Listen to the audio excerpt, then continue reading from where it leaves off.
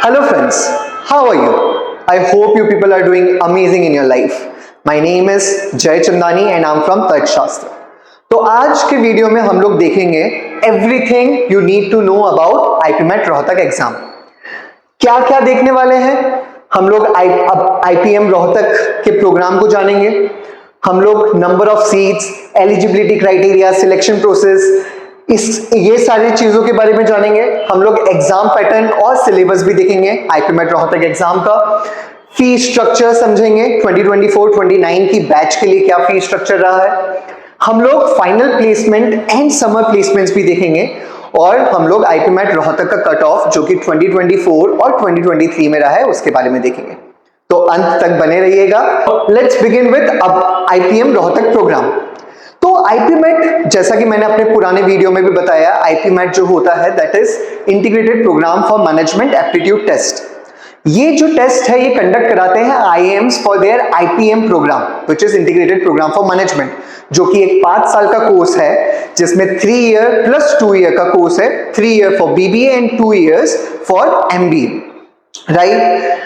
IPM Rohtak जो programme है वो आईएम रोहतक के द्वारा 2019 में स्टार्ट करा गया था and it's a program which is of course for students of class 12th।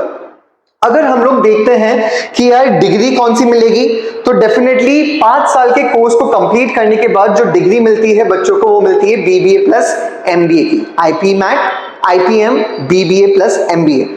And the good part is कि यार आपको 5 साल कंप्लीट करने की जरूरत नहीं।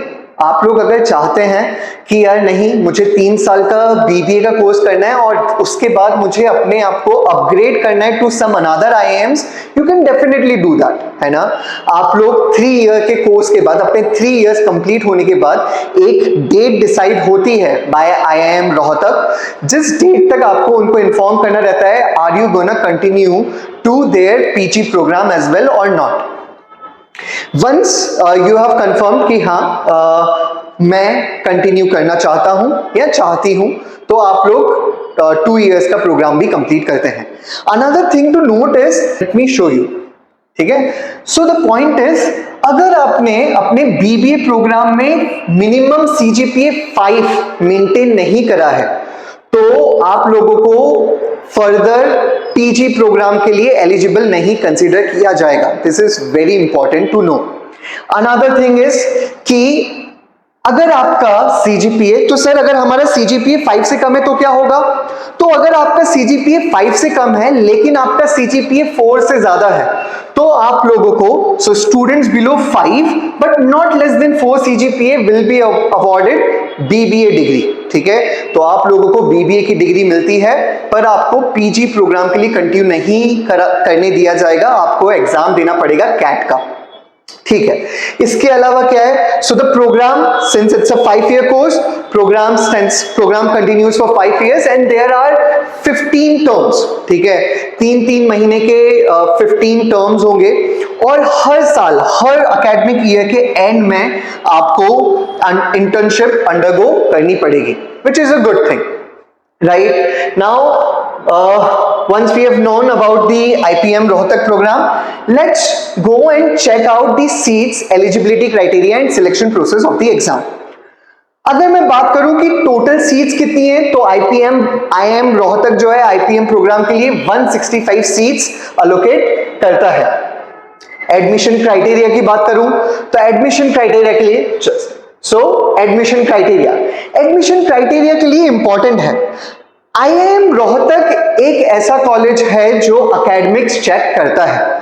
आईआईएम रोहतक के लिए आपको स्ट्रॉन्ग एकेडमिक्स होना, दैट इज आपके 10th और 12th के मार्क्स अच्छे होना इज इंपॉर्टेंट। अच्छे होने से हमारा मतलब है कि 60% का एक कट ऑफ है, 60% से ऊपर डेफिनेटली होना चाहिए। पर अच्छे क्यों?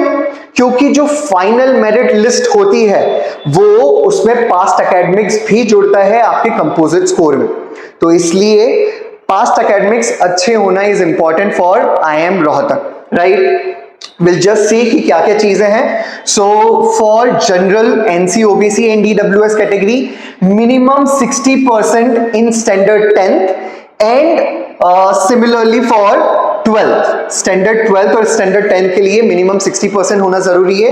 एज क्राइटेरिया भी है जो कि हम लोगों ने आईपीमैट इंदौर की एग्जाम में भी देखा था, which is maximum 20 years of age age of June 30 2024 है। तो ये 2024 आईपीमैट के लिए जून 30 था। आप लोग ये मान के चलिए कि 2025 में इट वुड बी जून 30 2025। अगर जून 30 2025 तक कोई भी 20 इयर्स का है तो वो चलेगा, लेकिन अगर कोई 21 इयर्स का है तो वो एलिजिबल नहीं होगा एग्जाम के लिए। यही अगर हम लोग देखें SC ST and PWD which is person with disability category के लिए, तो मिनिमम 55% चाहिए 10th स्टैंडर्ड में और 12th स्टैंडर्ड में। और इसके अलावा उनके लिए भी जो एज है that is maximum 20 years of age age of June 30। यहां पर 2024 लिखा है, एज सच आपकी आईपीमैट रोहतक 2025 एग्जाम के लिए it would be 2025। Selection process, again the selection process is two fold. आपका पहले एक एप्टीट्यूड टेस्ट होता है which is IPMAT exam and then आपका फॉलोड बाय पर्सनल इंटरव्यू, ठीक है। और आपका जो फाइनल मेरिट लिस्ट है वो 3 चीजों को लेकर बनता है, कंपोजिट स्कोर बनता है which is on your aptitude test, personal interview and your past academics. अब हम लोग आगे बढ़ते हैं। So let's talk about the exam pattern and syllabus. Exam pattern जो है उसमें अगेन देयर आर 3 सेक्शंस। क्या क्या सेक्शंस हैं? So there is quantitative ability, there is logical reasoning and there is verbal ability, ठीक है। The number of questions are, so quantitative, each section comprise of 40 question, quantitative ability या logical reasoning या verbal ability 40 questions. The time limit is 40 minutes each. The maximum marks is 160 since her correct answer के लिए जो हमें marks मिलते हैं that is +4 और हर negative के लिए हमें जो मार्क्स मिलते हैं दैट इज -1। अब यहां पर मैं कुछ चीजें आपको बताना चाहूंगा कि बच्चे जो है वो यूजुअली क्योंकि आईपीमैट इंदौर के लिए भी प्रिपेयर करते हैं, जो आईपीमैट रोहतक के लिए प्रिपेयर करते हैं, वो यूजुअली सिंस आईपीमैट इंदौर में लॉजिकल रीजनिंग स्पेसिफिकली एक सेक्शन नहीं है, वो सारे बच्चे क्वांट के लिए या वर्बल एबिलिटी के लिए काफी मेहनत करते हैं। But I would definitely suggest कि हम लोगों को हमेशा ऑप्शंस लेके चलने चाहिए and therefore I would definitely suggest कि लॉजिकल रीजनिंग एक बहुत ही इंटरेस्टिंग सेक्शन भी होता है and it is quite easy अगर कोई भी उसकी रेगुलर प्रैक्टिस करता है। So this is one of the sections जो आपको रेगुलरली प्रैक्टिस करना ही चाहिए, कंप्लीसेंट नहीं होना चाहिए। अगर हम लोग बात करें सिलेबस की, सो क्यूए में क्वांटिटेटिव एबिलिटी में जो सिलेबस है that comprises of number system, arithmetic पूरा portion which would comprise of percentage, time, speed and distance, time and work, ratio and proportion, partnership etcetera. इसके अलावा डेटा इंटरप्रिटेशन के questions रहेंगे जहां पर आपको कुछ ग्राफ्स होंगे या कुछ टेबल्स होंगे और उसके बाद उन टेबल्स के ऊपर ऑलमोस्ट 2 to 3 क्वेश्चंस आपको देखने को मिल सकते हैं। Permutation and combination, quadratic equation, geometry, mensuration, ये भी कुछ टॉपिक्स हैं जो आपको आईपीमैट रोहतक की एग्जाम के लिए प्रिपेयर करने चाहिए।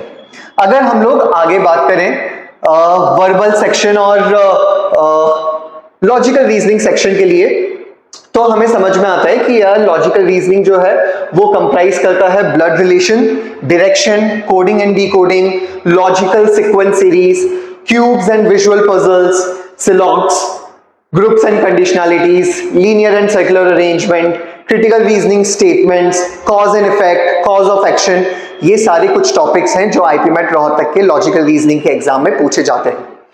मैं बात करूं वर्बल रीजनिंग की, तो वर्बल रीजनिंग में वोकैब बहुत ही इंपॉर्टेंट पार्ट होता है। मैं बार बार अपने वीडियोस में बताता हूं वोकैबलरी काफी इंपॉर्टेंट है आप लोगों को, और वोकैबलरी एक ऐसी चीज है जो एकदम से डेवलप नहीं होती है। आप लोगों को कंटिन्यूअसली 3 से 4 महीना प्रिपेयर करना पड़ता है वोकैबलरी के लिए और उसको यूज करना पड़ता है, तब जाके आपकी वोकैबलरी डेवलप होती है। एक जो बुक है जो आपको डेफिनेटली सॉल्व करनी चाहिए वोकैबलरी के लिए is Word Power Made Easy by Norman Lewis, right. Reading comprehension again बहुत इंपॉर्टेंट टॉपिक है। अगर आपका वोकैबलरी अच्छा हो जाता है तो फिर रीडिंग कंप्रहेंशन में काफी हेल्प होती है। Grammar, sentence rearrangement, sentence completion, sentence correction, correct usage of words and phrases, deductive reasoning sorry यहाँ का पार्ट है, ये यहाँ पर गलत आ गया है, inference based passages, prepositions, modifiers and parallelisms etcetera.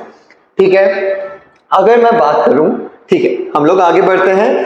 Fee structure of IIM Rohtak, IPMAT program के लिए क्या फी स्ट्रक्चर है। सिमिलरली जिस तरीके से हम लोगों ने अपने आईपी मैट इंदौर की वीडियो में बताया था कि ये जितने भी प्रोग्राम्स हैं, आईपी मैट के जितने भी प्रोग्राम्स हैं, उसके लिए फर्स्ट 3 इयर्स के लिए आपको एक डिफरेंट फीस पे करनी पड़ती है, और जो लास्ट 2 इयर्स रहते हैं, जो कि आपके एमबीए प्रोग्राम की का ड्यूरेशन रहता है, उसकी फीस जो रहती है that is similar to the MBA program. अगर हम लोग बात करें कि 2024-29 बैच जो अभी स्टार्ट होने वाला है, उसकी फी स्ट्रक्चर क्या है, तो फर्स्ट ईयर में the fees is close to 6 lakhs, it is 5,88,500। Second year के लिए इट इज 5,88,500। थर्ड ईयर के लिए again it is 5,88,500। Other than this of course fourth year और फिफ्थ ईयर में जो भी पीजीपी की फी एप्लीकेबल होगी। There are some other charges as well, which is study material development fee, mess, caution fee, security deposit and utility deposit. Notice करने वाली बात यह है कि ऑलमोस्ट 6 लाख रुपए का फी हम लोग लेके चल सकते हैं, which comes to around 18 lakhs. So it is quite similar to IIM Indore itself. बल्कि थोड़ा सा ज्यादा हो सकता है IIM इंदौर से। IIM इंदौर की जो फीस बैठती है that is somewhere around 17 lakhs, 17.5 lakhs. ठीक है। If we talk about placement, now this is very important. Placement में जो प्लेसमेंट होता है IIMs में for IPMAT program, that is with their PGP program itself. बहुत इंपॉर्टेंट है ये जानना। IIM इंदौर हो, IIM रांची हो, IIM रोहतक हो, इन सब के जो प्लेसमेंट्स होते हैं ऑफ कोर्स वो 3 इयर्स BBA या BA फाउंडेशन इन मैनेजमेंट करने के बाद जो उनके MBA का प्रोग्राम रहता है 2 इयर्स का, उसके साथ ही वही बैच कंबाइन कर दी जाती है और उसके साथ ही प्लेसमेंट होता है। So if we talk about the final placement of 2022-24 batch, पहले तो हम ये जान लेते हैं कि कितने IPM के स्टूडेंट्स थे in this batch. So the answer is 95। Dual degree candidates जो हैं, जो कि आईपी मैट प्रोग्राम के बच्चे थे, they were 95 candidates, and post graduate program के जो कैंडिडेट्स थे they were 226। Here are the diversity, किस तरीके का डाइवर्सिटी था, तो ऑफ कोर्स IIM रोहतक जो है that is takes gender diversity a lot, और यहाँ पर काफी ज्यादा फीमेल कैंडिडेट्स देखने को मिल जाती हैं। अगर मैं बात करूं प्लेसमेंट की, so highest CTC was of 48.25 lakh per annum, which is decent, which is very good. अगर मैं एवरेज CTC की बात करूं तो it is 19.27 lakh per annum, और अगर मैं मीडियन CTC की बात करूं तो it is 17 lakh per annum. जो ईयर ऑन ईयर ग्रोथ है that is 3%। Another interesting thing is ये जो 48.25 लाख पर एनम का हाईएस्ट पैकेज आया है, this is from sales and marketing. ये आया है सेल्स एंड मार्केटिंग से, ठीक है। तो सेल्स एंड मार्केटिंग में काफी अच्छा कॉलेज है, ठीक है। तो ये चीज आपके लिए इंपॉर्टेंट है, नोट डाउन करना। If we talk about the summer placements जो कि 2023-25 बैच के लिए एप्लीकेबल है, तो समर प्लेसमेंट्स भी काफी अच्छे रहे हैं। समर प्लेसमेंट्स में बात करूं कि आईपी मैट के कितने बच्चे हैं, तो आईपी मैट के बच्चे यू कैन जस्ट सी कि IPM में देयर आर 148 किड्स। 2023-25 बैच में देयर आर 148 स्टूडेंट्स जो कि IPM कोर्स के बच्चे हैं, and the PGP students are 238। The diversity again you can see, लड़कियों को ज्यादा प्रेफर किया जाता है, so the gender diversity is 71% women and 29% male, है ना। If we talk about the highest summer placement का जो हाईएस्ट स्टाइपेंड रहा है that is INR 3 lakhs and the average stipend is of 82,041 rupees. So this is about the summer placements. Let's move forward. So the cutoff of 2024. Now IPMET Rohtak एक ऐसा exam है जिसके cut off जो है काफी uncertain होते हैं। अगर मैं बात करूं, पहले मैं बात करता हूं 2023 का कट ऑफ क्या रहा था। सो 2023 cut off was quite high, क्योंकि एग्जाम जो है काफी इजी था, है ना। एंड इफ वी सी कितना कट ऑफ था, तो जनरल का जो कट ऑफ गया था दैट वाज 409। जनरल का जो कट ऑफ था that was 409, and the candidates who were selected for interview, they were somewhere around 323. Total number of students की बात करूं तो total number of students who were selected for interview were 731. तो काफी high cut off था 2023 की अगर मैं बात करूं. वहीं अगर मैं बात करूं 2024 की तो इट स्टूड टू 301. और इस बारी बच्चों का कहना भी यही था कि पेपर जो था वो थोड़ा सा ट्रिकी था, खासकर लॉजिकल रीजनिंग वाला जो सेक्शन था वो थोड़ा सा ट्रिकी था. और बच्चे यूजुअली ये गलती करते हैं कि वो लोग आईपी मैट इंदौर की एग्जाम के लिए इतना प्रिपेयर कर लेते हैं कि वो लोग लॉजिकल रीजनिंग जो है वो छोड़ देते हैं. नाउ द पॉइंट इज कि नहीं करना चाहिए. क्यों? क्योंकि हमेशा ऑप्शंस रहने चाहिए and IPMAT Rohtak exam जो है वो कंपैरेटिवली इजी है. तो डेफिनेटली लॉजिकल रीजनिंग पे भी ध्यान देना चाहिए. ऑफ कोर्स सारे ही सेक्शंस पे इक्वल ध्यान देना चाहिए. सो जनरल के लिए जो इस साल का कट ऑफ गया है दैट इज 301, ईडब्ल्यूएस के लिए 264, ओबीसी के लिए 225 एंड सो ऑन. अगर मैं इस साल कितने बच्चों को बुलाया गया फॉर इंटरव्यू तो the total number of students that were called for interview were 831. So this is it. Thank you students. Now I've been making some videos. I've recently made a video for IPMET Indore. अगर आप लोगों को IPMET Indore की exam के बारे में जानना है तो please go and check out that video. आप लोगों को डिस्क्रिप्शन बॉक्स में उसकी लिंक मिल जाएगी. अदर देन दैट हम लोग ये सारे इस तरीके के वीडियोस और भी आगे बनाते जाएंगे. I would definitely ask you people to help us by commenting. आप लोग सजेस्ट करिए कि कौन कौन से टॉपिक्स पे आपको वीडियोस चाहिए. हम लोग रिसर्च करेंगे और आपके लिए वीडियोस बनाएंगे. ये वीडियो को आप लाइक करिए, सब्सक्राइब करिए और खूब सारा शेयर करें. ठीक है. Thank you so much. जय हिंद दोस्तों.